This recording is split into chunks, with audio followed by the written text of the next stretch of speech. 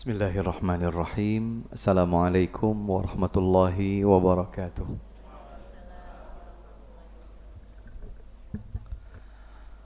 Alhamdulillah. Alhamdulillahilladzi hadana lil kitabi was sunnah wal amali bihima ala fahmi salafil ummah. Wa ma kunna linahtadiya laula an hadana Allahu rabbul jalali wal izzah. وأشهد أن لا إله إلا الله وحده لا شريك له المتفرد بحق العبادة وأشهد أن سيدنا ونبينا محمدا عبده ورسوله الداعي إلى الله بالحكمة اللهم صل وسلم وبارك وزد وأنعم على عبدك ورسولك محمد صلى الله عليه وعلى آله وصحبه ومن تبع بهداه إلى يوم القيامة أما بعد اللهم إنا نسألك الهدى والتقى والعفاف والغنى اللهم علمنا ما ينفعنا اللهم انفعنا بما علمتنا اللهم زدنا علما اللهم إنا نعوذ بك من علم لا ينفع ومن قلب لا يخشع ومن نفس لا تشبع ونعوذ بك من دعاء لا يستجاب له اللهم آت نفوسنا تقواها زكها أنت خير من زكاها أنت وليها ومولاها ثم أما بعد. Apa kabar jamaah sekalian? Sehat ya, Masya Allah. Menyenangkan kita lihat santri ini, Masya Allah, tabarakallah. Ada pesantren apa di sini namanya? Tahfidz Quran, rumah Quran atau rumah Quran ya. Allahumma barik, Allahumma barik, Allahumma barik. Baik Bapak dan Ibu sekalian, hadirin dan hadirat rahimakumullah, alhamdulillah sangat berbahagia kita semua di kesempatan yang berbahagia ini di waktu siang. Waktu siang adalah salah satu waktu yang diagungkan oleh Allah Subhanahu wa taala. Karenanya Allah bersumpah dengan siang. Allah Subhanahu wa taala bersumpah dengan siang. Ada yang bisa menyebutkan ayatnya? Wasyamsi waduhaha. Terus? Wasyamsi waduhaha wal qamari idza talaha wan nahari idza jallaha. Ya. Ini waktu yang mulia. Harinya mulia. Hari apa ini? Hari Jumat. Alhamdulillah. Di tempat yang mulia, di rumah Allah Subhanahu wa taala, di masjid. Majlisnya mulia, majlis ilmu, bukan majlis ghibah, bukan majlis politik praktis, apalagi majlis makar misalnya. Alhamdulillah, majlis ilmu. Qala Allah, qala Rasulullah, qala sahabat. Maka kita berada di kebaikan demi kebaikan. Sudah sepantasnya kita ikhlaskan niat karena Allah Subhanahu wa taala. Semoga dengan keikhlasan niat tersebut majlis kita yang mungkin singkat ini berlimpah keberkahan dari Allah Subhanahu wa taala. Ilmu yang akan kita pelajari menjadi ilmu yang bermanfaat. Bapak dan Ibu sekalian rahimakumullah, anak-anak para santri tullabul ilm, hufadzu kitabillah rahimakumullah. Waktu berjalan begitu cepat, tidak terasa. Masih teringat dalam memori kita Lebaran yang lalu. Sekarang sudah di hadapan kita lagi. Seorang muslim, seorang mukmin, seorang mukminah muslimah tidak sepantasnya untuk jalan di tempat. Tetapi dia terus beranjak naik kelas. Karena seiring perjalanan waktu tersebut, berarti pasti usianya itu berkurang. Banyak orang berkata ulang tahun, seakan bersyukur usianya panjang. Tidak lupa di sisi lain yang bersamaan, sesungguhnya yang bersangkutan lebih dekat kepada titik finished ajalnya. Makanya Allah Subhanahu wa taala mengingatkan, ini anak-anak juga mungkin sudah hafal ayatnya. Di rangkaian ayat-ayat terakhir surat Ali Imran, Pak. Surat Ali Imran. Anak-anak, Ali Imran surat yang keberapa? Sudah hafalnya dari belakang atau dari depan? Dari belakang. Satu hari berapa banyak yang dihafal? Satu halaman ya, Masya Allah, tabarakallah. Ada yang sudah menghafal dari depan? Atau semuanya serempak dari belakang, Ustaz? 5 juz? Baik. Yang paling banyak menghafal dari depan sudah di juz berapa? Baru Al-Baqarah? Atau sudah An-Nisa, Al-Ma'idah, Al-An'am, Al-A'raf, Al-Anfal, At-Taubah? Ali Imran sudah? Sudah selesai? Belum. Baik. Sampai di ayat berapa, nak? 150, 150? Yang jelas nggak ada ayat 1000 atau 5000 ya. Ali Imran cuma 200 ayat. Baik. Bapak-bapak, ibu-ibu, anak-anak juga bisa mencatat Ali Imran di ayat 190 dan seterusnya. Ini buat renungan kita bersama. Allah Subhanahu wa taala berfirman di ayat 190 dalam surat Ali Imran. Ayat ini sering kita dengar para imam membacanya. Allah Subhanahu wa taala berfirman, "Inna fi khalqis samawati wal ardi wa ikhtilafil laili wan nahar la ayatil liulil albab." Satu ayat dulu, nanti kita sambung lagi. Sungguh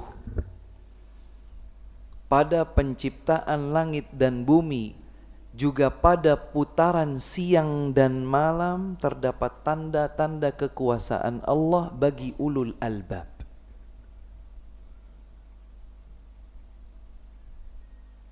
Jadi putaran siang dan malam itu bukan hanya fenomena alam. Bagi seorang hamba yang cerdas, ulul albab, nanti bisa di cross check maknanya baik di Quran terjemah atau di tafsir.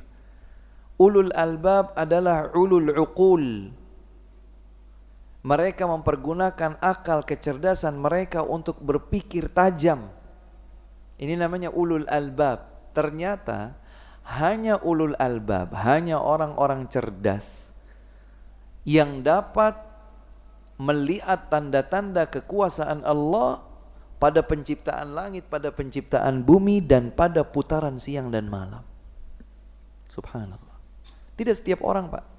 Tidak setiap orang di siang dan malam itu kemudian merenungi, menghayati, mencermati. Tidak setiap orang. Hanya ulul albab Allah sebutkan di sini. Tanda-tanda kekuasaan Allah pada putaran siang dan malam, pada penciptaan langit dan bumi, hanya bisa dinalar dengan baik oleh ulul albab. Maka pertanyaan kritisnya adalah, apakah kita sudah termasuk ulul albab? Lihat ayat berikutnya. Allah Subhanahu wa taala menyebutkan sifat-sifat mereka. Alladzina yadhkuruna Allaha qiyaman wa qu'udan wa 'ala junubihim wa yatafakkarun fi khalqis samawati wal ard. Rabbana ma khalaqta hadza batila. Subhanak faqina adzabannar. Mereka ulul albab adalah yang selalu berzikir, mengingat Allah.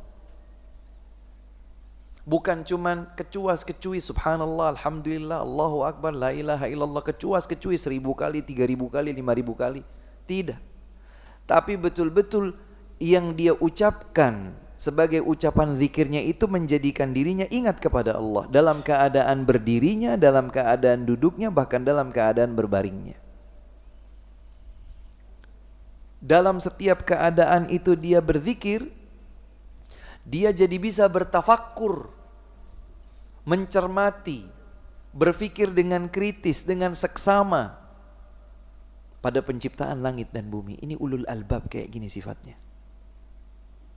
Kemudian setelah dia bertafakur dengan penciptaan langit dan bumi, dia akan sampai kepada Rabbana ma khalaqta hadza batila. Ya Allah, Rabb kami, tidak ada sesuatu pun yang engkau ciptakan dan itu batil. Gak ada.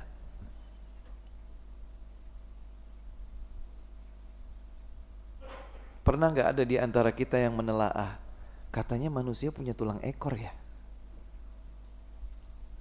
Manusia punya tulang ekor atau tidak? Punya tulang ekor. Kok nggak ada ekornya? Ulul albab berpikir sampai sedetil itu.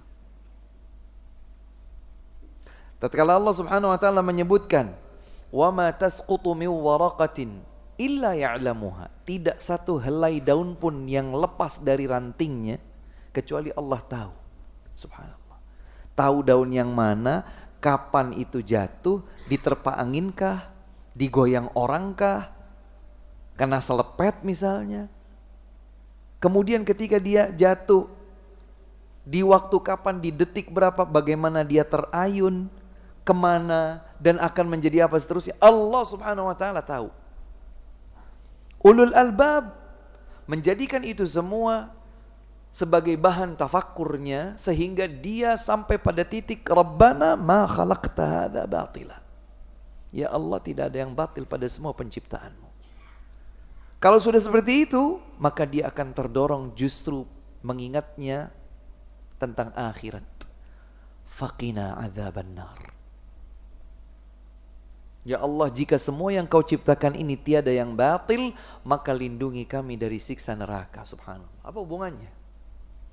Apa hubungannya? Karena hubungannya adalah yang disampaikan dalam hadis yang sahih diriwayatkan oleh Al-Hakim, dan beliau menyatakan sahihun ala syartil Bukhari walam yukharrijhu, dari Shaddad ibni Aus radhiyallahu taala anhu, Rasulullah sallallahu alaihi wasallam bersabda, "Al-muslimu man dana nafsahu wa amila lima ba'dal maut." Al-kayyisu afwan. Al-kayyisu man dana nafsahu wa amila lima ba'dal maut. Wal ajizu man ittaba'a hawahu man atba'a nafsahu hawaha wa tamanna 'ala Allahil amani. Seorang yang cerdas itu adalah yang dapat menundukkan, mengalahkan hawa nafsunya, dan dia beramal untuk setelah kematian. Adapun orang yang lemah adalah orang yang selalu mengikuti bisikan hawa nafsunya dan selalu hanya punya angan-angan saja kepada Allah Subhanahu wa taala. Berbeda dengan ulul albab, orang cerdas. Tafakkur dengan putaran siang dan malam dengan semua penciptaan Allah, sehingga berzikir, berdiri, duduk, bahkan berbaringnya, sampai pada titik, ya Allah, tak ada sesuatu pun yang batil pada penciptaanmu, maka ya Allah, kelalaianku ini, semua pelanggaran-pelanggaran kedurhakaanku ini, ya Allah, jangan jadikan itu sebagai sebab terdorongnya aku ke dalam neraka-Mu, ya Allah. Ini mukmin yang cerdas. Makanya hadirin yang dimuliakan Allah Subhanahu wa taala, kembali kepada poin pertama yang kami sampaikan. Putaran siang dan malam ini bukan hanya fenomena alam. Kalau kita hanya menganggap itu adalah putaran yang hanya menunjukkan fenomena alam, rugi kita. Tidak termasuk ulul albab. Sekarang kita sudah di hampir 1/4 yang terakhir bulan Sya'ban. Itu artinya tinggal menghitung hari Ramadan di hadapan kita bila usia kita panjang. Bila usia kita panjang, kita ada di hadapan gerbang Ramadan. Jadi jangan nunggu Ramadan hanya oke, sekarang hari Jumat, nanti sore, besok pagi Sabtu, sore lagi, malam berikutnya Ahad, katanya Ramadan hari Rabu. Ibu-ibu hanya siapkan mie instan, telur, daging. Hanya sekedar itu, jangan. Rugi. Kita seorang mukmin harus naik kelas. Jadilah mukmin yang cerdas, yang naik kelas, yang dari waktu ke waktu kita bisa mengerahkan effort, segala upaya untuk semakin menjadi lebih dekat kepada Allah dan bersiap untuk pertemuan dengan Allah Subhanahu wa taala. Siapapun kita. Belum tentu yang meninggal duluan itu yang sudah sangat berusia, belum tentu. Betapa banyak kita dengar, betapa banyak kita lihat anak-anak masih muda meninggal dunia. Ajal tidak ketuk pintu untuk berpamitan masuk terlebih dahulu. Begitu ajal tiba, dia akan tercabut oleh Allah Subhanahu wa taala melalui para malaikat yang mulia.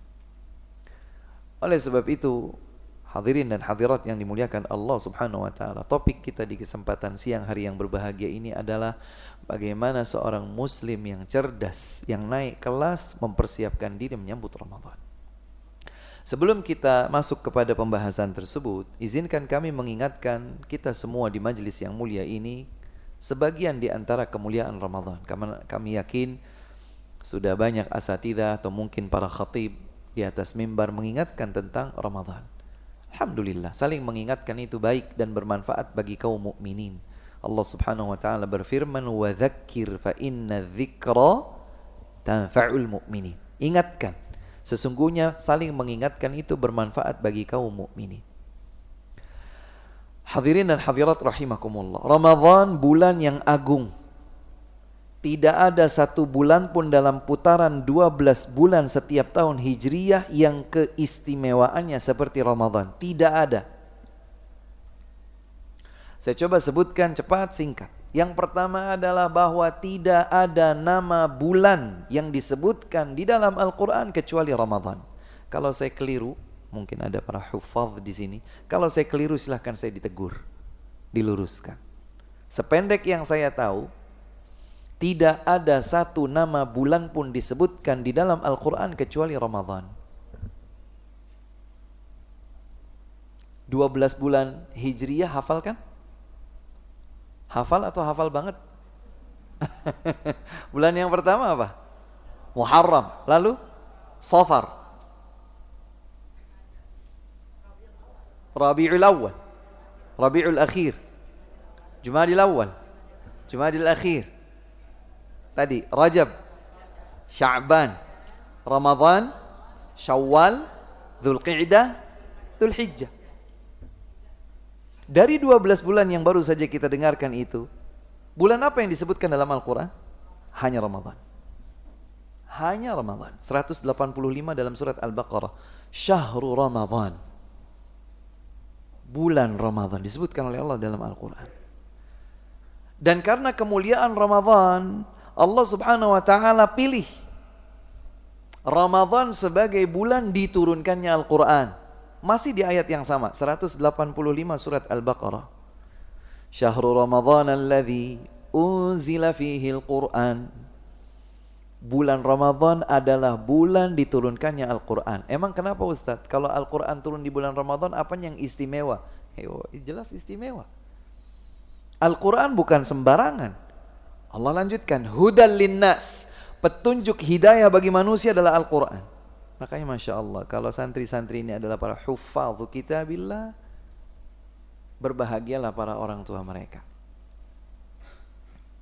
yang mengawali masa muda dengan menghafal kitabullah. Allah menyatakan di dalam ayat ini, hudal linnas. Al-Quran itu petunjuk hidayah bagi manusia. Tidak sedikit pun, tidak sebutir debu pun keraguan bahwa Al-Quran adalah petunjuk hidayah bagi segenap manusia. Bukan hanya itu, Allah melanjutkan, masih di ayat yang sama, وَبَيِّنَاتٍ مِّنَ الْهُدَى. Bukan hanya petunjuk, bahkan ada penjelasan terhadap petunjuk. Ada penjelasan terhadap petunjuk tersebut. Kemudian Allah menyatakan, wal furqan, dan Al-Quran adalah pembeda antara yang hak dan yang batil. Antara yang lurus dan yang bengkok, antara yang hitam dan yang putih. Al-Quran membedakannya, Masya Allah. Alkitab, Al-Quran yang seperti ini, yang merupakan petunjuk hidayah, penjelasan dalam petunjuk tersebut, bahkan yang membedakan antara hak dan batil, dipilih oleh Allah, diturunkan di bulan Ramadan. Ayat Al-Quran sebagai kitab suci terakhir, tidak ada kitab suci lagi setelah itu, diturunkan di bulan yang luar biasa. Di dalam hadis yang diriwayatkan oleh At-Tirmidzi, An-Nasa'i, Ibnu Majah, Ahmad dan lainnya, dari sahabat mulia Abu Hurairah radhiyallahu taala anhu, Rasulullah sallallahu alaihi wasallam bersabda, "Atakum Ramadan syahrun mubarak." telah datang kepada kalian Ramadan, bulan penuh berkah. Ibu-ibu, bapak-bapak, ada yang tahu apa artinya berkah? Apa artinya berkah? Naam? Naam, kebaikan yang berlimpah. Berkah bahasa Indonesia sudah mengambil serapan dari bahasa Arab, al-barakah. Barakah dalam bahasa Arab itu berasal dari dua asal makna. Dari dua asal makna. Yang pertama adalah al-birkah. Birkah itu adalah kumpulan air yang tertampung, berlimpah, tertampung di suatu titik. Ini namanya disebut birkah. Makanya seringkali kalau belajar bahasa Arab dasar, birkah itu artinya kolam.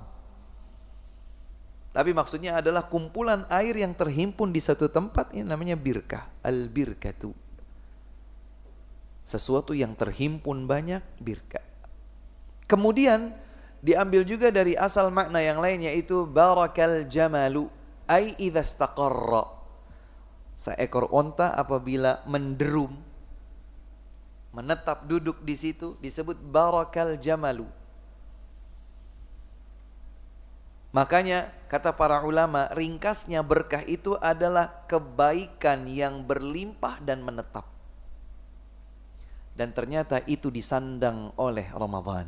Nabi bersabda, telah datang kepada kalian Ramadan, bulan penuh berkah. Bulan yang penuh dengan berkah, bulan yang berlimpah kebaikan dan menetap di dalamnya.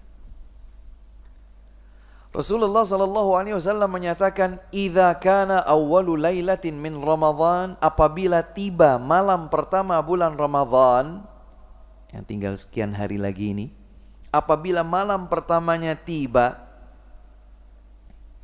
suffidatis syayatin wa maradatul jin. Syaitan dan jin-jin yang pembangkang, yang gembong-gembong, preman-preman itu dipasung. Oh, berarti ada yang bukan preman, Ustaz? Ada. Makanya kalau pertanyaannya, Ustaz, katanya di bulan Ramadan setan dipasung, tapi kok masih banyak maksiat? Karena yang dipasung hanya yang preman. Yang gak preman masih berkeliaran. Betul. Yang tidak termasuk maradatul jin, yang tidak termasuk jin pembangkang, jin yang durjana, dia tidak dipasung. Dan potensial juga untuk menggoda, menggelincirkan manusia ke dalam maksiat. Tapi yang gembong-gembongnya ini, yang preman-premannya ini dipasung. Dan ini artinya kaum mukminin, kaum mukminat lebih mudah untuk melakukan kebaikan dan menjauh dari keburukan. Lebih mudah untuk beramal salih dan meninggalkan kemaksiatan. Dibelenggu. Khusus di bulan Ramadan. Ustaz, siapa tahu ada di bulan lain juga dipasung. Ya butuh dalil. Kalau kita mau bilang, Ustaz, syaitan juga di bulan yang lain dipasung. Dari mana? Syaitan itu alam gaib, kita tidak lihat dengan kasat mata kita. Kalau kita bilang bahwa syaitan itu dibelenggu di bulan Ramadan, karena memang ada hadisnya. Kalau di selain Ramadan, apakah setan dibelenggu oleh Allah? Kita nggak berani bilang apa-apa. Sebelum betul-betul ada ayat dan hadis yang menyatakan hal itu. Tapi ini Nabi SAW menyatakan bahwa apabila malam pertama bulan Ramadan tiba, malam pertamanya, sejak malam pertamanya, itu preman-preman syaitan dibelenggu, dipasung. Ufutihat abwabul jannah falam yughlaq minha bab. Semua pintu surga dibuka, tidak satu pintu surga pun yang ditutup. Subhanallah. Semua pintu surga dibuka, tidak satu pintu surga pun yang ditutup. Wa ghulliqat abwabun nar falam yuftah minha bab. Ditutup semua pintu neraka, tidak satu pintu neraka pun yang tersisa terbuka, tidak ada. Dan ini hanya di bulan Ramadan. Ah, Ustadz, kata siapa? Kata Nabi SAW. Siapa tahu dibuka juga, Ustadz, di waktu yang berbeda. Perlu dalil. Karena urusan surga dan neraka kita tidak bisa bicara kecuali dengan dalil. Ada ayatnya, ada keterangan hadisnya. Karena surga dan neraka juga ghaib. Belum bisa kita nalar, belum bisa kita jangkau dengan indera kita. Kita baru bisa bicara tentang surga, tentang neraka kalau ada ayatnya, kalau ada hadisnya. Karena surga dan neraka bukan hal fiktif. Dia kebenaran ada. Tapi memang dirahasiakan oleh Allah dari kehidupan dunia untuk bisa menjadi daya tarik yang membuat kita rindu masuk surga. Dan neraka juga menjadi ujian apakah kita waspada atau tidak. Ternyata semua pintu surga terbuka, semua pintu neraka tertutup, dan itu di bulan Ramadan saja. Wa yunadi munadin minas sama, ada yang berseru dari ketinggian langit sana. Ya baghiyal khairi aqbil, ya baghiyal syarri aqsir. Wahai para pencari kebaikan, bergegaslah. Wahai para pencari keburukan, hentikanlah. Tapi saya enggak dengar tuh Ustaz suara seruan itu. Meskipun kita tak mendengar suara yang berseru itu, tetapi getaran keimanan bisa menjalin konektivitas. Terbukti bahwa ada motivasi yang besar untuk kesalihan di bulan Ramadan. Coba saya tanya sama hadirin sekalian. Kapan kaum muslimin itu lebih sregep ke masjid? Sregep itu apa? Sampai lebih gercep ke masjid. Kapan? Ramadan. Kapan masjid itu penuh ramai? Awal Ramadan. Tapi Ramadan kan? Ramadan. Kapan kaum muslimin secara umum ringan tangan untuk berbagi, bersedekah? Kapan? Ramadan.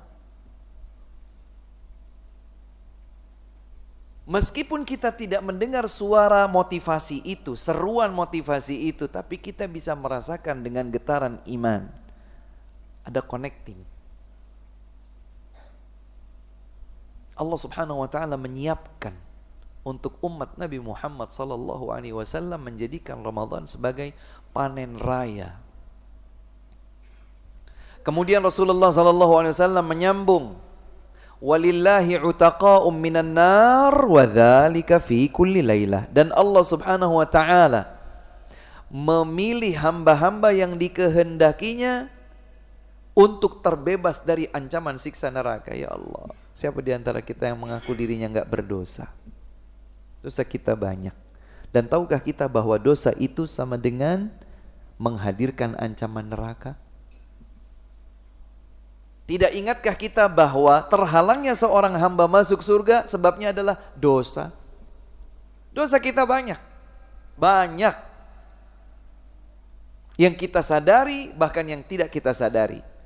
Yang kita ingat dan yang lebih sering kita lupakan. Dosa kita banyak. Dosa penglihatan, dosa pendengaran, dosa lisan, dosa pikiran yang sering berfantasi. Dosa di dalam hati kita. Iri dengki sama orang, benci tanpa sebab yang dibenarkan, cinta yang tidak proporsional, berharap lebih kepada selain Allah. Hati kita ini beraktivitas. Jangan lupa bahwa hati kita juga seringkali berdosa. Seringkali mencatat noktah-noktah hitam kelalaian.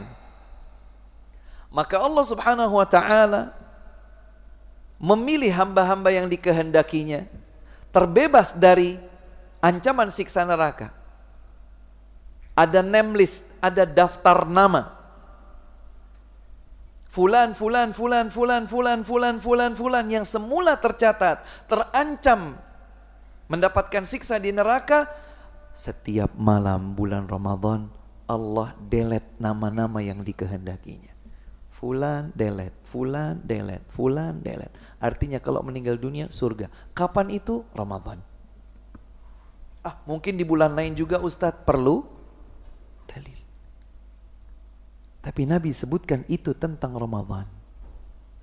Wa dzalika fi kulli lailah, itu tiap malam. Sehingga seorang mukmin yang cerdas, andai malam pertama dia itu ternyata masih bergelimang maksiat, dia berharap kepada Allah dengan penuh tangis, dia minta, ya Allah, malam pertama aku lewatkan dengan kemaksiatan. Padahal ini Ramadan. Ya Allah, panjangkan usiaku sampai malam kedua besok. Siapa tahu malam kedua Engkau pilih aku untuk dicoret dari daftar nama penghuni neraka. Hari kedua terlewat, mungkin hari ketiga. Hari ketiga kelewat, mungkin yang keempat. 4, 5, terus. Ada 29 atau 30 hari. Kesempatan mungkin kita adalah hamba yang Allah pilih untuk dicoret dari deretan nama yang berhak disiksa di dalam neraka. Kapan itu? Ramadan. Kemudian Nabi SAW menutup hadisnya ini dengan bersabda, fihi lailatun hiya khairun min alfi syahr man hurima khairaha faqad hurim. Di bulan tersebut Ramadan terdapat satu malam yang lebih baik, bukan sama, satu malam yang lebih baik daripada 1000 bulan. Sehingga barang siapa yang terlewat darinya, terhalangi mendapatkan kebaikan malam tersebut, faqad hurim, dia adalah orang yang sangat merugi. Subhanallah. Bayangkan Pak, satu malam lebih baik daripada 1000 bulan. Coba kita kalkulasi, matematika sedikit. Satu malam itu berapa jam? 24 jam? No. Kurang lebih. Bahkan mungkin kurang dari itu. Sebut saja maghrib tiba di jam 6, sebut saja begitu dengan pembulatannya. Maghribnya jam 6 pas misalnya. Subuhnya jam setengah 5, apa 12 jam? Tidak. 10 jam setengah. 10 jam setengah, kalau itu adalah Lailatul Qadar, itu lebih baik daripada lebih dari 83 tahun. Yang kita saja belum tentu 83. Saya yang masih kurang dari 50 saja belum tentu 60, belum tentu 70. Ini satu malam, nilai kebaikan di dalamnya, ibadah yang dilakukan karena Allah sesuai tuntunan Rasulullah bertepatan dengan malam tersebut. Sepanjang malam 10 jam setengah dia beribadah. Itu lebih baik dari amal yang serupa sepanjang 83 tahun non-stop. Berarti 83 tahun itu ada berapa jam, Bu? Hitung sendiri. Hitung sendiri, biar nggak ngantuk ngitung. Subhanallah. Coba bayangkan ini. Ini kasih sayang Allah Subhanahu wa taala untuk umat Nabi sallallahu alaihi wasallam. Saya kembalikan kita ke titik yang pertama. Mukmin yang cerdas, dia akan berhitung betul-betul, ini kesempatan emas saya naik kelas. Ramadan ada di ambang pintu, di hadapan kita. Masa mau menyambutnya hanya dengan Pak, siapin ya Pak, minyak goreng, telur, daging, mie instan. Hanya sekedar itu. Toples baru, panci baru. Subhanallah. Kalaupun pancinya enggak berubah, prestonya enggak ganti, mangkoknya lama, enggak apa-apa Bu. Yang penting kita di hadapan Allah naik kelas. Bukan putaran waktu yang sekedar ya udahlah kayak gitu putaran waktu. Enggak. Sebentar. Seorang mukmin yang cerdas, amila lima ba'dal maut. Dia beramal untuk apa yang akan dia petik buah manisnya setelah kematian nanti. Itulah seorang yang kayis, yang cerdas.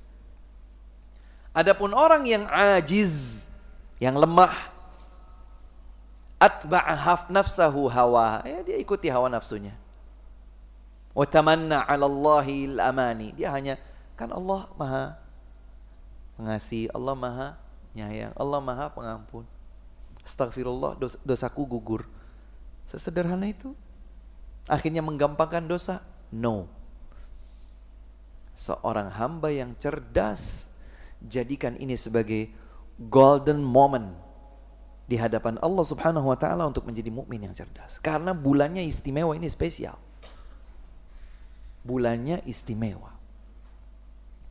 Kata Abdullah bin Abbas radhiyallahu taala anhuma dalam hadis yang sahih diriwayatkan oleh Al-Bukhari dan Muslim. Kata Abdullah bin Abbas, "Kana Rasulullah sallallahu alaihi wasallam ajwadan nasi bil khair Wa kana ajwada ma yakun fi Ramadan hina ya'tihi Jibril wa yu'ariduhu al-Qur'an. Wa kana an-nabiy sallallahu alaihi wasallam ajwada bil khairi min ar-rihil mursalah. Kata Ibnu Abbas, ini sahabat Nabi yang pasti tahu, lihat, dengar suara Nabi, hari-hari ketemu Nabi, hari-hari meneladani Nabi. Kata beliau, Rasulullah sallallahu alaihi wasallam adalah orang yang paling dermawan. Namun kedermawanan beliau itu memuncak di bulan Ramadan. Ketika malaikat Jibril alaihi salam datang kepada Nabi untuk mengajarkan kembali beliau Al-Quran, maka Nabi sallallahu alaihi wasallam di bulan Ramadan adalah orang yang kedermawanannya memuncak, bahkan lebih baik daripada angin yang berhembus. Saya juga pertama kali mendengarkan keterangan hadis ini bingung-bingung juga. Apa hubungannya dengan angin yang berhembus? Ternyata kata para ulama, angin itu punya sifat, dia bergerak cepat dan menyebar luas. Nggak bisa kita batas-batasi angin. Angin di sini saja ya. Makanya mohon maaf kalau orang kentut, nggak usah diatur, itu menyebar. Iya kan? Nggak bisa kita setting-setting. Meskipun kita udah mojok-mojok gitu kan, anginnya di pojok saja nggak mungkin. Dia bersifat cepat bergerak dan menyebar. Rih, itulah angin. Dan Abdullah ibnu Abbas mengambil analogi luar biasa tepatnya. Kedermawanan Nabi SAW cepat dan menyebar. Kapan itu? Di bulan Ramadan. Itulah waktu puncak kedermawanan beliau. Padahal Nabi itu dermawan banget di selain Ramadan. Ramadan full. Kedermawanan yang memuncak. Tidak di bulan Ramadan saja, ketika Nabi suatu hari dihadiahkan sepasang kain ya oleh seorang wanita. Nabi SAW pakaiannya itu kalau sobek beliau jahit, robek lagi, jahit lagi. Itulah pakaian Nabi SAW. Kita jahit, mah beli baru.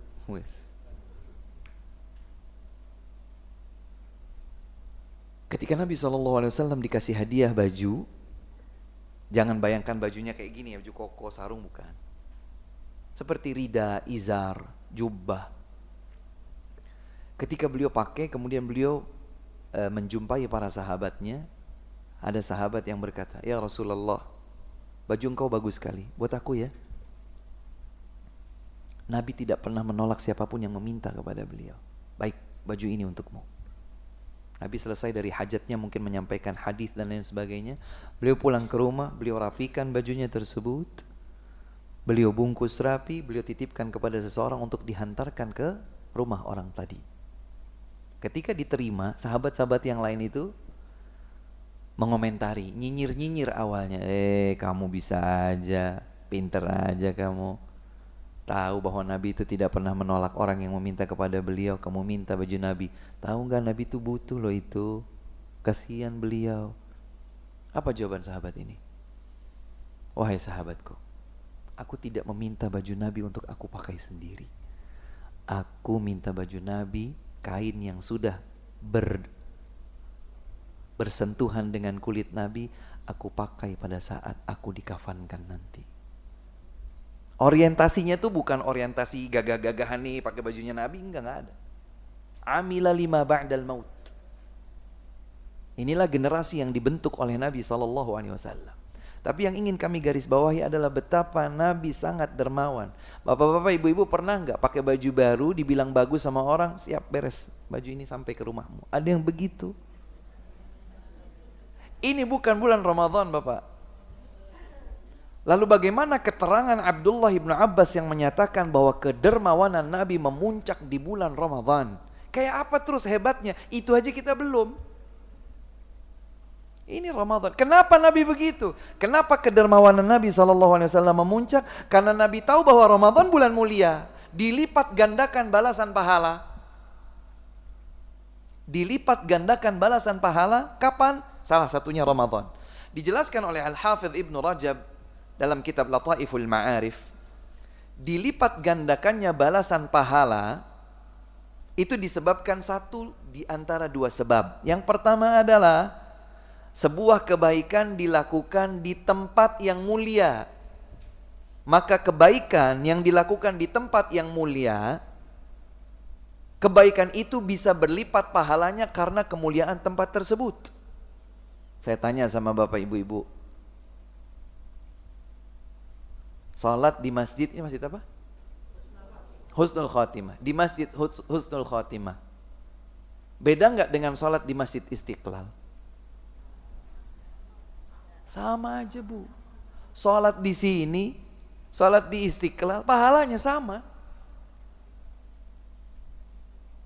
Masjid apa? Kubah Emas. Masjid apa?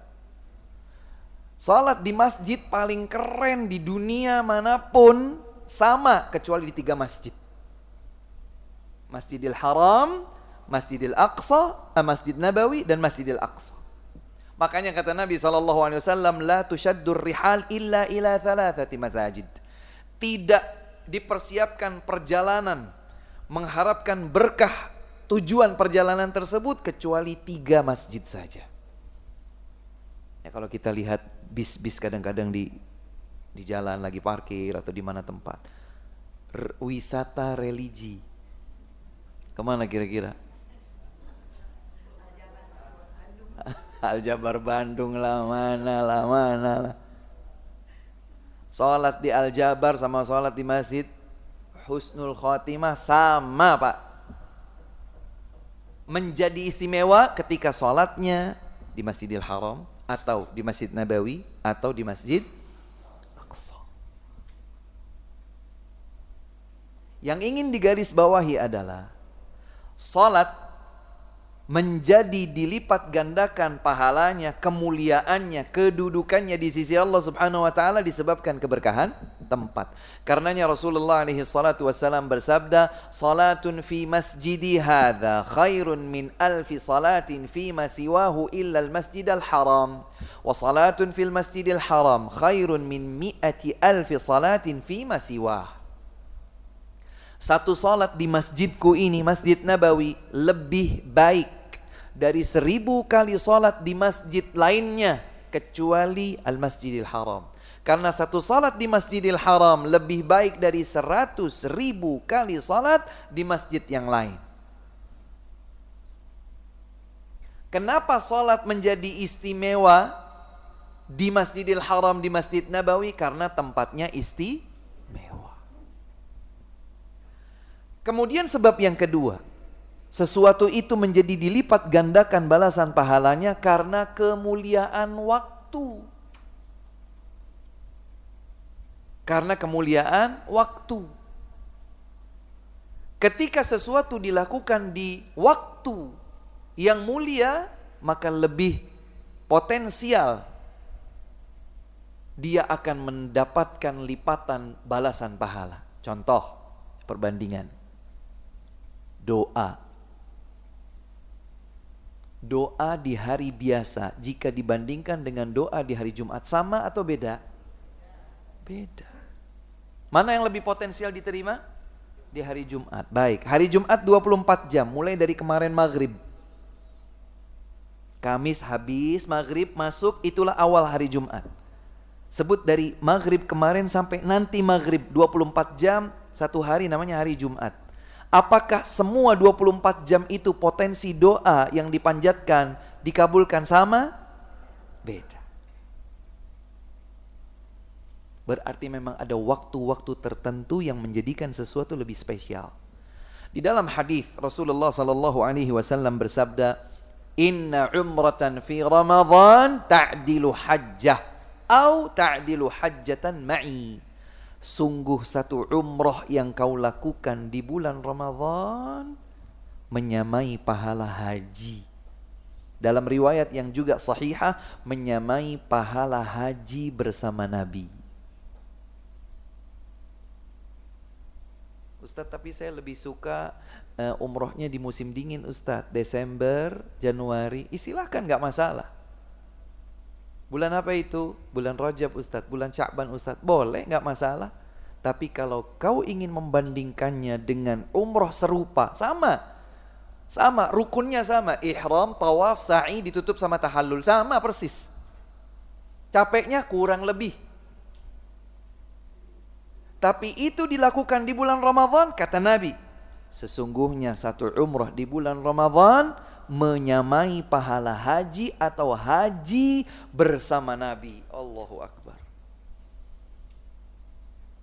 Ibu-ibu ajak suaminya, ayo bang, umrah bulan Ramadan. Ustaz, uangnya pas-pasan Ustaz. Berangkat Allah ganti.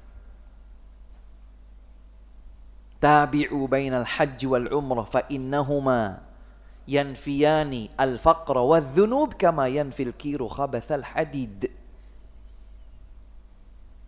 Iringkanlah antara haji dengan umrah. Haji dengan umrah artinya haji, haji lagi, haji lagi. Makanya nggak ada yang mengatakan haji berulang itu haram. Hanya perhitungan tentang kuota, batasan ini, batasan anu di sebuah negara agar putarannya bisa lebih merata. Tapi mengulang-ulang haji, Imam Abdullah ibnul Mubarak hajinya sampai seusianya sejak beliau akil baligh. Tidak kurang dari 60 kali haji. Umrohnya ya jangan tanya. Iringkanlah haji dengan umroh, haji dengan umroh, karena sesungguhnya haji dan umroh itu dapat menghilangkan kefakiran dan catatan-catatan dosa, seperti halnya pandai besi menghilangkan karat dari besi yang sedang ditempanya. Kenapa harus Ramadan Ustaz? Mahal. Iya, karena pahalanya juga besar. Makanya orang-orang di sana karena tahu umroh di bulan Ramadan itu istimewa, orang Arabnya sendiri nggak mau kehilangan kesempatan. Orang Arab sendiri kan yang tidak tinggal di Mekah, mereka harus sewa kamar hotel, maka menjadi high season. Ramadan itu high season, penerbangan jadi mahal, perhotelan jadi mahal. Orang berlomba, nggak apa-apa saya keluar duit banyak, saya pengen pahala yang berlipat. Kenapa?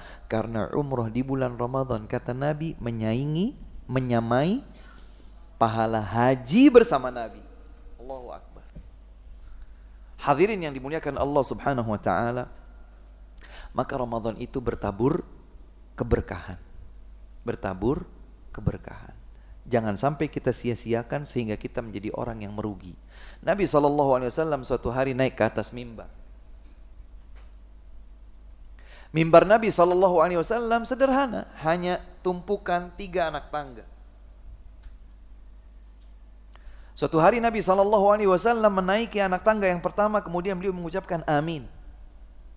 Naik lagi ke anak tangga berikutnya, beliau mengucapkan amin. Naik lagi ke anak tangga selanjutnya, beliau mengucapkan amin. Berarti berapa kali? 3 kali. Amin, amin, amin. Sebagian sahabat Jabir bin Abdullah radhiyallahu anhuma atau yang lain bertanya, wahai Rasulullah, apa gerangan yang terjadi? Engkau mengucapkan amin 3 kali ketika naik ke atas mimbar. Maka Nabi SAW bersabda, atani Jibril. Jibril alaihi salam datang kepada aku. Jibril berkata, ternyata perkataan Jibril membawa wahyu berupa doa, syaqiya abdun adraka Ramadan thumman salakha falam yughfar lah. Celaka seorang hamba dipertemukan oleh Allah dengan Ramadan, kemudian Ramadan berlalu, selesai, habis, ternyata dosa-dosanya masih utuh, belum diampuni. Muhammad, ucapkan amin. Aku pun berkata amin, kata Nabi. Jadi yang bawa doa siapa tadi? Malaikat Jibril alaihi salam. Doanya malaikat itu terkabul atau tidak? Pasti terkabul. Mereka itu makhluk yang tak pernah berdosa. Nggak ada dalam kamus hidupnya malaikat itu maksiat, nggak ada.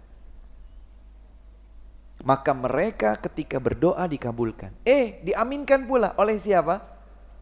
Oleh baginda Nabi SAW. Berarti kira-kira doa itu terkabul atau tidak? Kuat banget.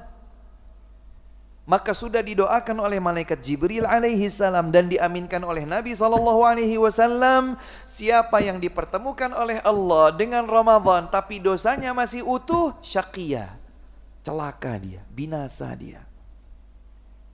Dalam riwayat yang lain, raghima anf abdin tersungkur hina seorang hamba bertemu dengan bulan Ramadan, lewat 1 hari, 2 hari, 3 hari, 10 hari, 30 hari habis, ternyata dosanya masih utuh, dia belum mendapatkan ampunan. Makanya ampunan di sepanjang Ramadan itu banyak, namun tidak automatically. Insya Allah kita hafal hadis yang anak-anak kita juga hafal insya Allah. Nabi Muhammad SAW bersabda, man shoma Ramadhana, terus imanan wahtisaban ghufira lahu ma taqaddama min dzambi. Ingat dan jadikan ini sebagai pecutan pribadi kita masing-masing. Tidak setiap puasa automatically menghadirkan ampunan dosa. Hanya puasa yang dilakukan atas dasar iman dan mengharapkan balasan dari Allah Subhanahu wa taala yang akan menghapuskan dosa. Kalau enggak begitu, enggak. Ekstrim banget Ustadz. Ini ketentuan dari Nabi SAW, undang-undang yang diturunkan melalui wahyu dari Allah Subhanahu wa taala. Taraweh, asal rame, asal bajunya baru dan aromanya wangi, asal panjang atau asal cepet, atau asal di masjid yang dipenuhi dengan AC, bukan. Kata Nabi, man qama Ramadhana imanan wahtisaban. Ada value di sini, ada nilai. Siapa yang melakukan qiyam Ramadan tapi didasari di atas iman serta mengharap balasan pahala dari Allah saja, tak cari sanjungan orang, tak cari pujian orang. Saya tutup mata, saya tutup telinga, terserah orang mau bilang apa. Tujuan saya adalah saya buktikan iman saya kepada Allah sehingga Allahu Akbar. Setelah selesai Al-Fatihah, ghairil maghdubi alaihim waladdallin, amin, ternyata si imam baca dalam 1 rakaat setengah juz, saya salat iman karena Allah, mengharapkan balasan pahala Allah. Meskipun capek, meskipun letih, inilah qiyamul lail yang menghadirkan ampunan dosa. Tidak automatically. Demikian pula Rasulullah SAW bersabda tentang siyam. Kata Nabi SAW, man lam yada' qawla az-zuri wal amali bihi wal jahla falaysa lillahi hajatun fi an yada'a ta'amahu wa syarabah. Siapa yang tidak meninggalkan ucapan dusta dan perbuatan yang berkaitan dengan dusta dan juga perbuatan-perbuatan kebodohan, sementara dia sedang berpuasa, Allah tidak butuh kepada puasanya. Allah tidak butuh kepada puasanya. Puasa kok tetap ghibah, puasa kok tetap bohong, puasa kok tetap maksiat, puasa kok tetap melakukan hal-hal kebodohan. Ini bukan kata saya Bapak Ibu, kata Nabi SAW. Siapa yang dia berpuasa tapi tak meninggalkan ucapan dusta, semua yang berkaitan dengan dusta dan perbuatan kebodohan, maka Allah tidak butuh kepada puasanya. Dalam hadis yang lain disebutkan, Nabi bersabda, rubba sa'imin laisa min siyamihi illa al-ju'u wal 'atash. Betapa banyak orang puasa, dia tidak dapatkan dari puasanya kecuali lapar dan haus saja. Subhanallah. Ini kata Nabi SAW. Puasa dia, tapi nilai puasanya di hadapan Allah hanya lapar dan haus saja bagi si hamba. Pahalanya Ustaz, zong zero. Wa rubba qa'imin laisa min qiyamihi illa sahar. Betapa banyak orang melakukan qiyamul lail tapi tak dia dapatkan dari qiyamul lailnya kecuali sekedar begadang saja nahan ngantuk. Pahalanya bagaimana? Zero. Kenapa bisa begitu? Karena ia tak dasari ibadahnya itu dengan iman. Dia tak dasari ibadahnya itu dengan mengharap balasan pahala Allah Subhanahu wa ta'ala. Dan ini sekaligus tantangan ujian buat kita. Ustadz enak, Ustadz punya ilmu. Ustadz enggak jamin. Bukan kalau kemudian Ustadz sholatnya pasti diterima, Ustadz puasanya pasti mendatangkan ampunan, enggak ada begitu. Semua sama diuji di hadapan Allah Subhanahu wa ta'ala dengan ujian yang sama. Oleh sebab itu hadirin dan hadirat yang dimuliakan Allah Subhanahu wa ta'ala, Ramadan yang luar biasa ini panen raya pahala. Sayang kalau kemudian kita tidak naik kelas di dalamnya. Baik Ustadz, saya mau naik kelas Ustadz. Bagaimana cara mempersiapkannya Ustadz? Yang pertama, untuk bisa naik kelas di bulan Ramadan, yang pertama adalah berdoa. Ustadz harus berdoa dulu biar naik kelas. Doa spesifik. Doa apa Ustadz? Doa semoga Allah mempertemukan kita dengan Ramadan. Satu. Doa semoga Allah berikan taufik dan kemudahan kita jadikan Ramadan penuh dengan nilai-nilai ibadah. Dua. Jadi ketemu Ramadan dulu.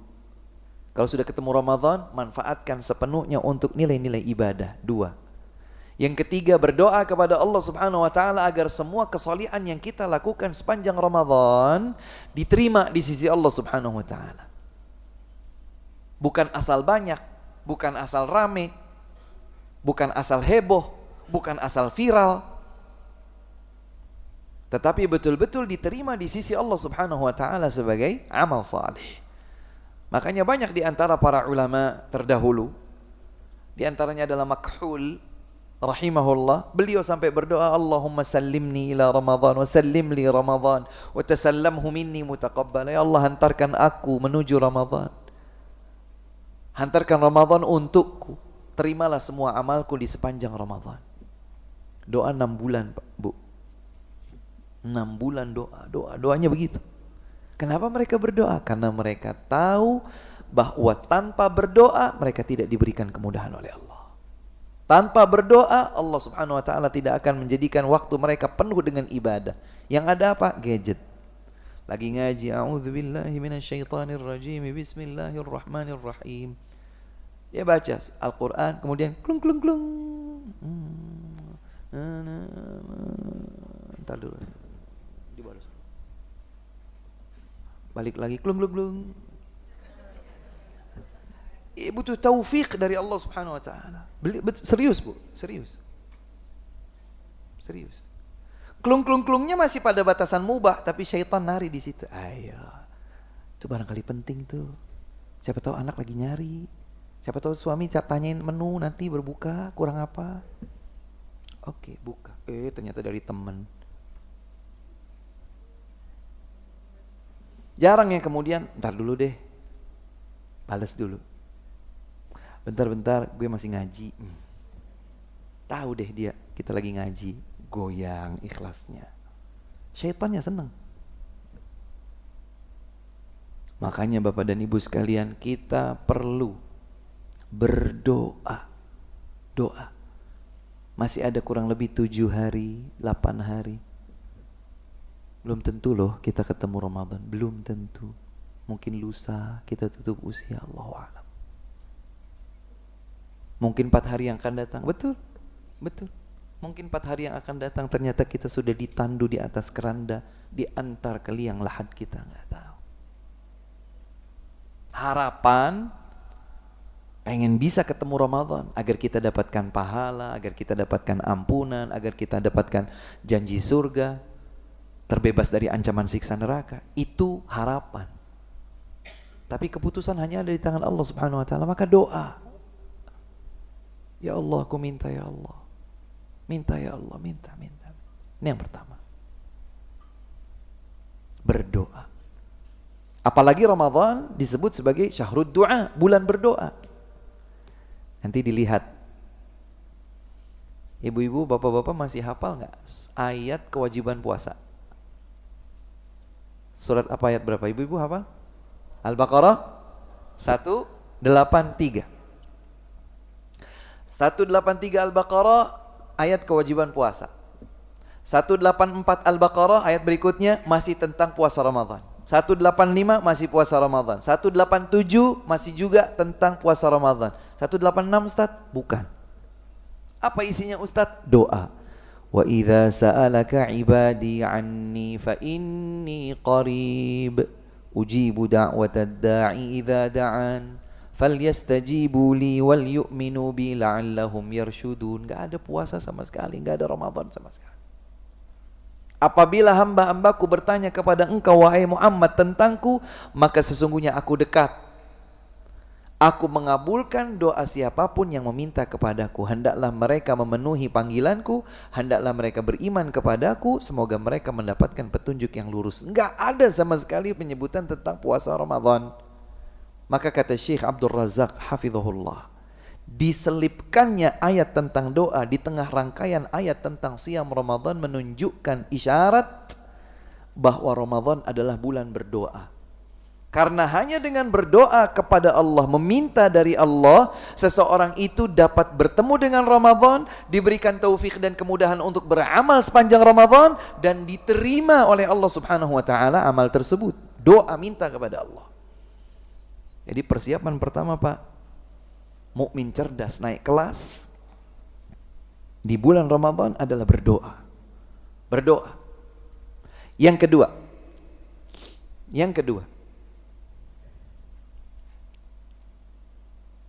bertaubat dan beristighfar. Apa bedanya taubat sama istighfar? Ada yang tahu?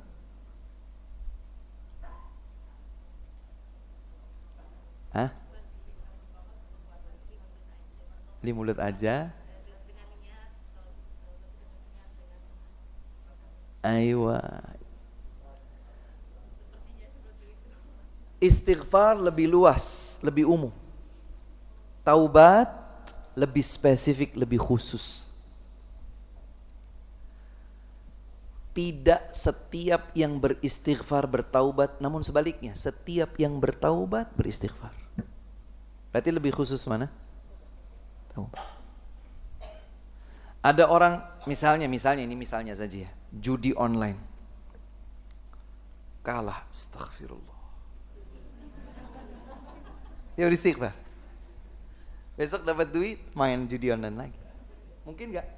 Terjadi nggak? Mungkin terjadi atau tidak? Istighfarnya hanya di sini. Sementara taubat itu harus menghadirkan 3 syarat sekaligus. Mengakui dan menyesali.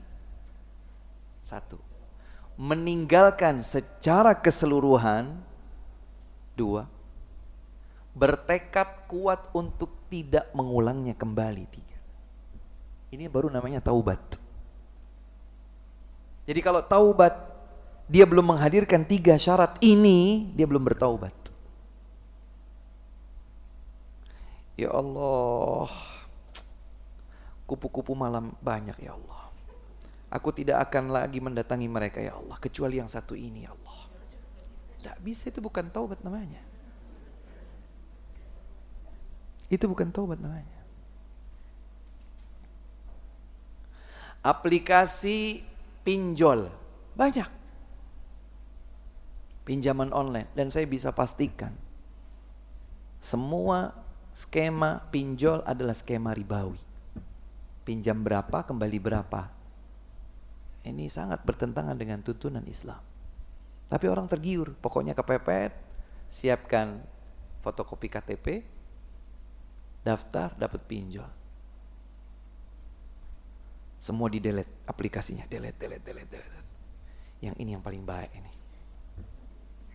Yang paling lunak yang ini nih. Itu bukan taubat namanya. Taubat harus menghadirkan 3 sekaligus. Saya ulangi, mengakui sambil menyesali, meninggalkan secara keseluruhan, bertekad kuat untuk tidak mengulangnya kembali. Ini apabila dosanya berkaitan dengan hak Allah saja.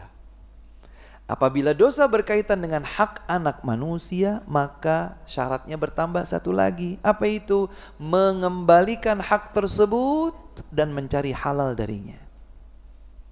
Saya ambil uangnya fulan, saya menggibah, menggunjing fulan, menuduh dengan tuduhan palsu kepada fulan, menjatuhkan harkat dan martabat orang.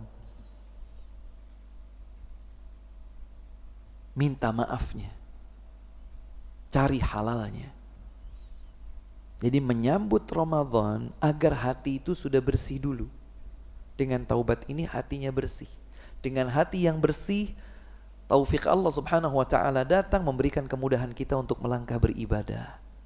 Mulai bangun tidur sampai bangun tidur lagi berikutnya, semua bernilai pahala dan ibadah. Kenapa? Karena telah dibersihkan jiwa raga kita dengan taubat dan istighfar. Yang kedua, langkah strategis ketiga agar seorang muslim naik kelas karena dia adalah hamba yang cerdas, ulul albab, adalah berilmu sebelum beramal. Amal di bulan Ramadan banyak atau tidak? Banyak. Mulai kita dari bangun tidur, meskipun sebelum subuh kita ngapain? Sahur. Ibu-ibu sahur jam berapa? Nyiapkan sahur jam berapa? 3:30. Mulai makan sahur jam berapa? Ada seorang sahabat pernah sahur bersama Nabi, namanya Zaid bin Thabit radhiyallahu anhu. Zaid bin Thabit sahur bersama Nabi. Ternyata Nabi itu menunda sahurnya, Pak. Menangguhkan sampai dekat dengan waktu salat subuh. Kemudian yang lain tahu mereka tidak berkesempatan seperti Zaid bin Thabit, maka mereka bertanya, wahai Zaid, berapa jarak antara sahur Nabi SAW dengan waktu salat subuh? Kata beliau, qadra khamsina ayah, sekadar membaca 50 ayat Al-Quran. Tidak terlalu panjang dan tidak terlalu pendek, sedang-sedang. Sedang-sedang itu kira-kira satu ayat dibaca maksimal 30 detik. Kalau satu ayat dibaca 30 detik, itu berarti 50 ayat jadinya berapa menit? Ngitung aja biar nggak ngantuk. Kalau satu ayat setengah menit, berarti 1 menit dapat berapa? 2 ayat. Kalau 50 ayat berarti berapa? Berapa menit diperlukan? 25 menit. Jadi jarak antara sahurnya dengan adzan subuhnya 25 menit kurang lebih. Dan Rasulullah SAW bersabda, la yazalu ummati bi khair ma'ajjalul fitra wa akharus sahur. Umatku masih berada dalam kebaikan selama mereka masih menyegerakan berbuka dan menunda sahur. Sebagian orang malah sebaliknya. Allahu Akbar, dia masih di mobil dia. Yang lain udah pada buka nih, saya masih kuat nih. Itu malah tidak sesuai dengan tuntunan Nabi, buka. Makanya kalau mau berkendaraan misalnya, memperkirakan bahwa adzan berkumandang di tengah-tengah kita berkendara, siapkan sesuatu untuk membatalkan puasa kita. Nabi yang nyatakan, mereka umatku masih berada dalam kebaikan selama mereka menyegerakan berbuka dan menunda sahur. Dulu saya keluarga kami bukan keluarga ulama atau ahli ilmu. Saya masih ingat dulu, misalnya subuh itu jam 4, bahkan orang tua saya membangunkan saya itu sahur dari jam 2, setengah 3. Karenanya rata-rata habis sahur tidur lagi. Sebagian kalau sekarang mungkin tidak tidur lagi, habis sahur beres nih, udah kenyang mah, udah penuh mah, udah nggak bisa lagi makan. Ternyata lihat, masih lumayan nih 32 menit. Ngapain kira-kira?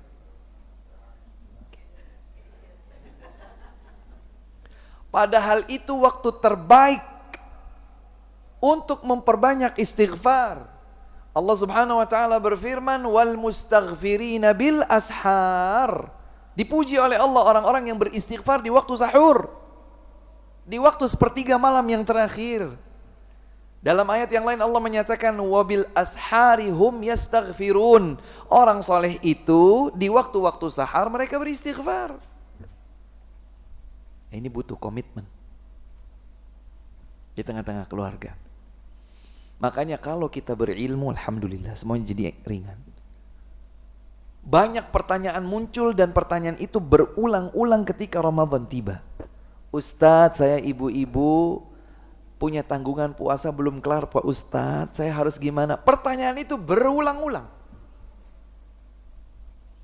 Yang lain bertanya mungkin kondisi seseorang tak sama, dia tidak mengambil pelajaran dari jawaban Ustadz. Kenapa? Karena nggak berilmu sendiri, pokoknya nunggu instan aja, ngapain Ustadz? Makanya Bapak Ibu sekalian, al-ilmu qabla al-qawli wal amal. Berilmu itu sebelum berucap dan sebelum beramal. Jadi yang pertama berdoa, yang kedua bertaubat beristighfar, yang ketiga berilmu, belajar. Saya cukup yakin kalau masjid ini berkomitmen ramai dengan majelis ilmu untuk mengajarkan tuntunan-tuntunan, panduan-panduan ilmu agama. Panduan ilmu agama. Ya. Tiap tahun nanti berulang lagi, Ustadz apa hukumnya salat lebih dari 11 atau 13 rakaat? Diulang lagi. Tiap tahun ditanyakan. Jadi jalan di tempat ya tiap tahun.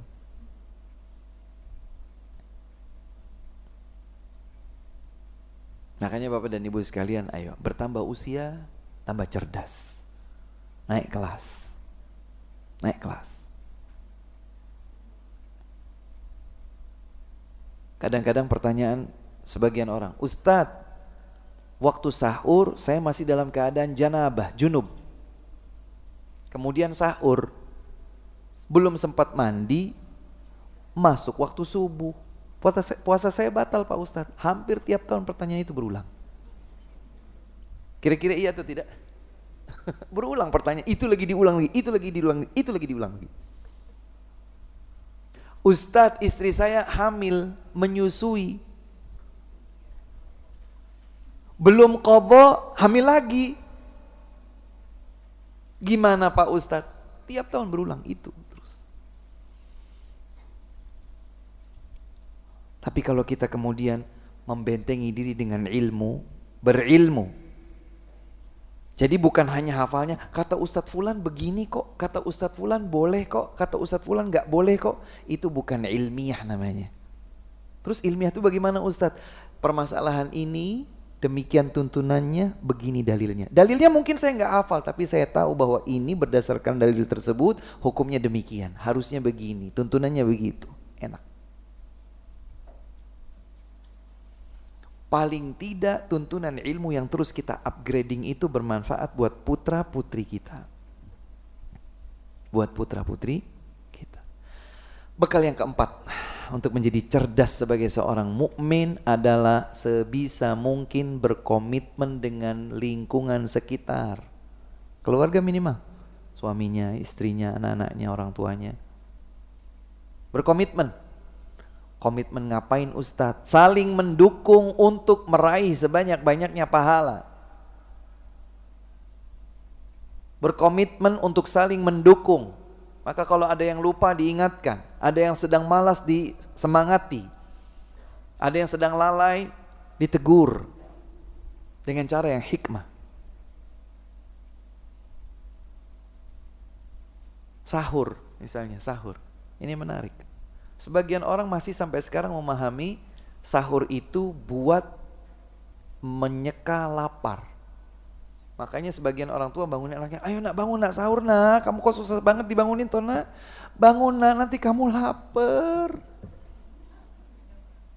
Namanya puasa mau sahur nggak sahur lapar. Emang kita kalau sahur terus jadi nggak lapar? Lapar. Justru lapar itu salah satu hikmah puasa. Salah satu hikmah puasa, kita jadi bisa merasakan lapar seperti orang-orang yang berada di bawah garis. Oh begini rasanya mereka, kasihan ya, berbagilah kita. Itu salah satu tujuannya. Maka bukan untuk menyeka lapar kita sahur. Terus untuk apa Ustadz? Nah ini dibutuhkan ilmu. Agar kita dapat berkah. Berkah apa Ustaz? Berkah sahur. Nabi bersabda, tasahharu fa inna fis sahuri barakah. Sahurlah kalian, sesungguhnya di dalam sahur terdapat berkah. Maka enggak harus yang protein-protein tinggi. Sebutir kurma sekalipun kalau dia niatkan, inilah sahur yang dahulu dituntunkan oleh Nabi SAW. Aku cari berkahnya, dia bisa jadi berkah meskipun hanya sebiji kurma. Terlambat bangun tersisa 2 menit kurang lebih sebelum adzan subuh. Alhamdulillah masih bisa minum. Bleb bleb bleb bleb bleb. Allahu Akbar, Allahu Akbar. Jangan, aduh, nggak jadi makan daging. Ini berkah. Kalau seseorang itu mengamalkan dengan ilmu, dia tidak akan resah, dia tidak akan bingung, dia tidak akan gelisah. Dia tahu dengan segelas air sekalipun akan menjadi berkah. Karena sahur itu bukan sama dengan penahan lapar, bukan. Makanya Bapak Ibu kalau bangunin anak-anak dengan ilmu, sayang, ayo nak, cari berkahnya Allah. Ayo kita sahur. Bukan kemudian sekedar mengingatkan, ayo nak, mama sudah masakin daging, telur, macam-macam. Biar kamu kuat nak, jangan sampai kamu lemes. Nanti baru setengah hari kamu udah bilang lapar, lapar. Mau sahur, mau nggak sahur, lapar. Takutnya anak kita menangkap, oh kalau sahur berarti nggak lapar. Begitu sahur dia lapar, protes. Ma, katanya kalau sahur nggak lapar. Ini lapar juga, karena kita keliru. Makanya kalau berbekal ilmu, kita akan enak, beribadah itu enak. Sesuai dengan tuntunan. Bekalnya berilmu. Yang keempat tadi, berkomitmen bersama lingkungan terdekat untuk saling mendukung. Untuk saling mendukung. Agar amar ma'ruf nahi mungkar berjalan dengan baik. Yang terakhir,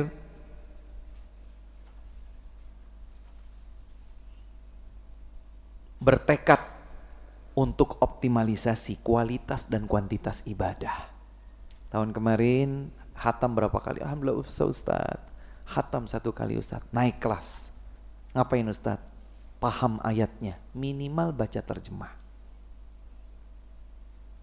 Dimanage waktunya. Kapan saya murni baca Al-Quran, kapan saya baca terjemah Al-Quran. Waduh Pak Ustadz, itu waktunya panjang. Iya, karena memang ujian untuk naik kelasnya di situ. Diatur, ibu-ibu butuh waktu masak itu berapa? Sambil masak, agar masak itu tidak hanya murni masak, tapi setel kajian misalnya. Sambil masak, sambil dengar.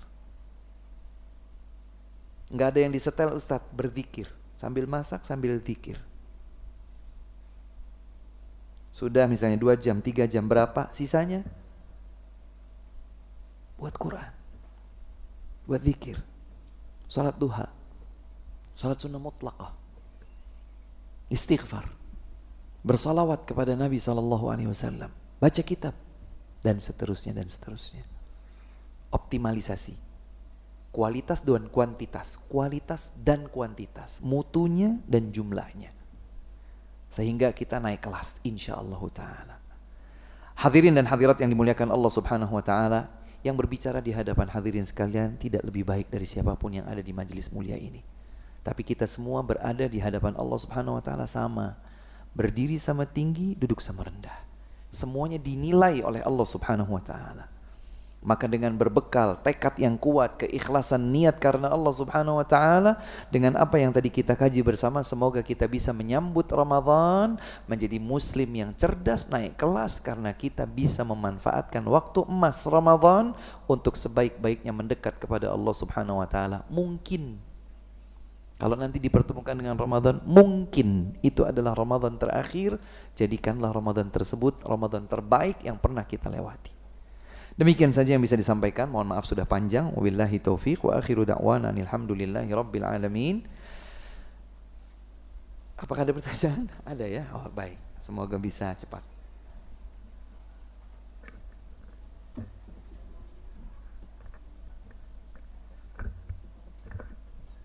Ya, jazakumullah.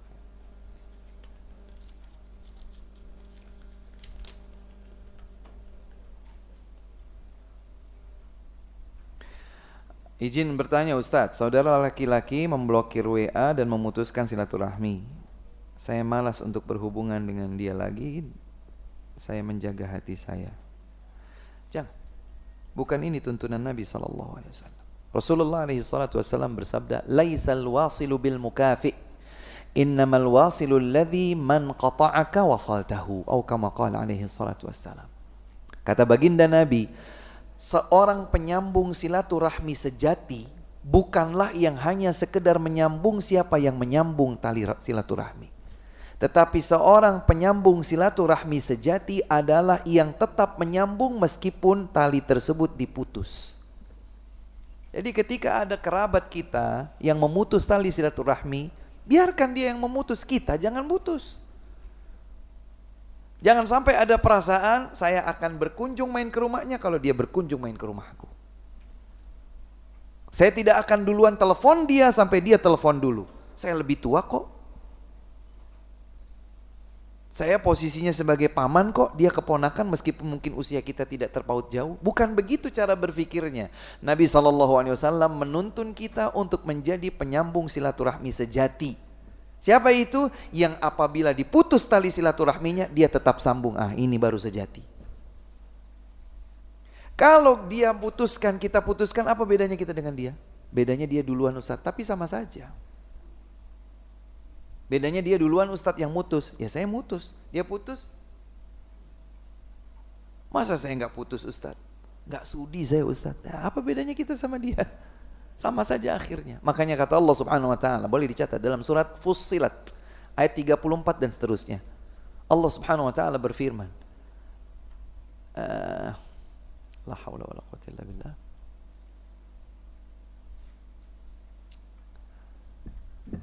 Saya lupa awal ayatnya. Ada yang bisa membantu? Surat Fussilat ayat 34. Fussilat, nah. Wala tastawil hasanatu wala sayyi'ah. Ingat sekarang. Wala tastawil hasanatu wala sayyi'ah. Idfa' billati hiya ahsan. Tidak sama antara yang baik dengan yang buruk, tuh enggak sama. Putih sama dengan hitam atau tidak? Tidak. Yang baik dengan yang buruk sama atau tidak? Tidak. Maka Allah tegaskan, tidak akan pernah sama antara yang baik dengan yang buruk. Maka kalau kau diperlakukan buruk, balaslah dengan yang lebih baik. Kalau diputuskan tali silaturahmi, jangan putuskan tali silaturahminya, sambung terus. Dia putuskan tali silaturahmi, kita sambung. Dia nggak pernah berkunjung, aku berkunjung. Dia nggak pernah berbagi, aku berbagi. Dia nggak pernah senyum, nggak pernah tegur sapa, aku senyum, aku tegur sapa, aku kasih hadiah. Ini firman Allah Subhanahu Wa Taala. Maka apa yang akan terjadi kalau begitu yang dilakukan? Fa idzal ladzi bainaka wa bainahu adawatun ka'annahu waliyyun hamim. Akan berubahlah potensi permusuhan yang terjadi, akan berubah menjadi persaudaraan yang kuat. Wa ma yulaqqaha illa alladzina sabaru wa ma yulaqqaha illa dzu hadzin azim. Yang demikian ini tidak mungkin bisa diwujudkan kecuali oleh orang yang bersabar. Yang demikian ini tidak didapatkan kecuali oleh orang-orang yang akan mendapatkan balasan berlimpah. Makanya saya wasiatkan kepada diri saya pribadi dan kepada siapa saja yang diputus tali silaturahminya, sambung. Ustaz, berat banget Ustaz, saya senyum dia kecut mukanya Ustaz. Sabar, sabar, sabar. Iya, sabar. Mau surga kan? Sebentaran doang, sabarnya paling berapa sih? 1 tahun, 2 tahun. Enggak deh Ustaz, ampun saya Ustaz, saya nunggu lebaran saja. 2 hari sebelum lebaran meninggal. Enggak jadi. Jangan tunda kebaikan, segera. Perkara dia akan membalas kebaikan kita dengan kebaikan serupa atau tidak, itu udah urusannya. Tapi kita tetap sambung, kita tetap upayakan. Hasilnya apa itu di tangan Allah Subhanahu wa Ta'ala. Wallahu ta'ala alam. Ciri seorang mukmin yang mendapatkan malam Lailatul Qadar seperti apa? Yang jelas dan sahih valid dari Nabi SAW, tanda Lailatul Qadar itu diketahui di keesokan pagi. Sinar mataharinya tidak memberikan terik yang menyengat. Tapi berarti untuk tahu tadi malam Lailatul Qadar nunggu besok. Ini bukan mukmin yang cerdas ini. Saya tahu besok matahari seperti apa saya nggak tahu. Pokoknya ini 10 malam yang terakhir. Fokus. Sepakat sama suami, sepakat sama istri, Pak. Sayang, Ini mulai malam ke-21. Kau i'tikaf di masjid, aku tetap di rumah, aku siapkan segala sesuatu yang kau perlukan di rumah. Anak-anak insya Allah bersamaku. Komitmen. Makanya kata Aisyah radhiyallahu anha, artinya apabila tiba 10 malam terakhir bulan Ramadan, kata Aisyah, Nabi SAW syadda mi'zarahu, beliau kencangkan tali ikatan sarungnya. Kata para ulama maknanya adalah beliau bersungguh-sungguh lebih daripada sebelumnya. Sebagian yang lain mengatakan beliau tidak mendatangi istrinya. Dan tidak ada perbedaan pendapat di antara keduanya. Maksudnya ini sama saja. Karena kesungguh-sungguhan yang meningkat, dia sampai tidak mendatangi istrinya dulu. Sayang, entar di jamak takhir habis lebaran. Aku sekarang mau i'tikaf. Iya begitu, gak apa-apa. Jadi maksudnya kata Aisyah, ketika 10 malam terakhir Ramadan tiba, Nabi SAW kencangkan tali ikatan sarungnya. Tar dulu, sabar. Aku ingin jalin sebaik-baik hubunganku dengan Allah Subhanahu wa taala. Wa aiqadha ahlah, Nabi bangunkan keluarganya, ayo bangun. Disebutkan bahwa beliau bangunkan Ali bin Abi Thalib, bangunkan Fatimah putrinya sendiri. Mereka udah berkeluarga, dibangunkan. Ayo nak, bangun nak. Begadang ibadah ini. Wa ahya lailahu, Nabi menghidupkan malamnya dengan apa? Main gaple? No. Hidupkan malamnya dengan games? No.